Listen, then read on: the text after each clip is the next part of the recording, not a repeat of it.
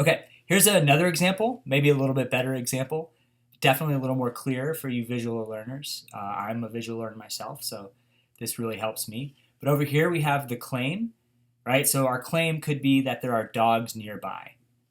And that's a simple claim. The grounds would be the thing that supports the claim. So you see how we've drawn a line here, straight line.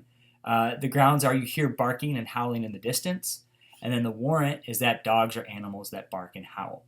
All right, so there are dogs nearby as our claim. You hear barking and howling in the distance. That's the grounds or the evidence or the data sometimes. And then the warrant is that dogs are animals that bark and howl. So the warrant connects these two things.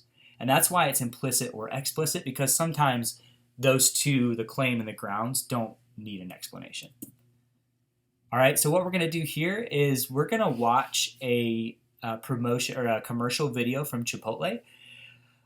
This was filmed, I think, in 2014, so it was a little while ago, but it's pretty illustrative of how to make an argument. Now, a lot of times you might think of an argument as just verbally speaking, but this is a commercial example of how companies can make arguments. And so what I want you to be looking for is, what do you think Chipotle's claim is, or their argument that they're making about the food industry or other restaurants. So this is a commercial to kind of promote their like factory-free, organic, clean eating.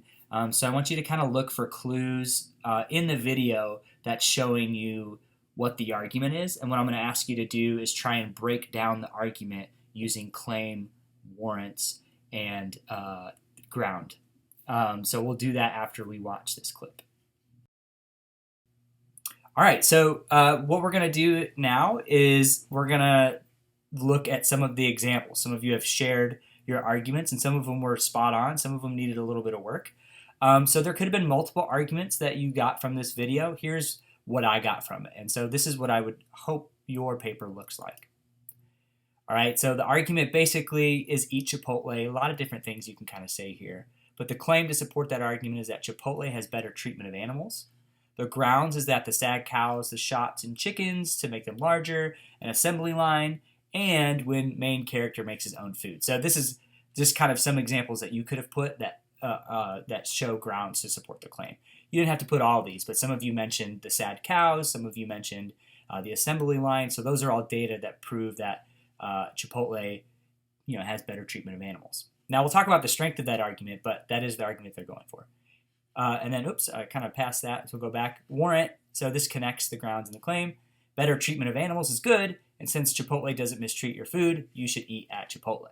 So this is kind of a good illustration of a claim, grounds, warrant, but also that's kind of could be an implied statement as well. So when we say implied versus explicit, in an argument you don't always need to, extrapolate, but we did here.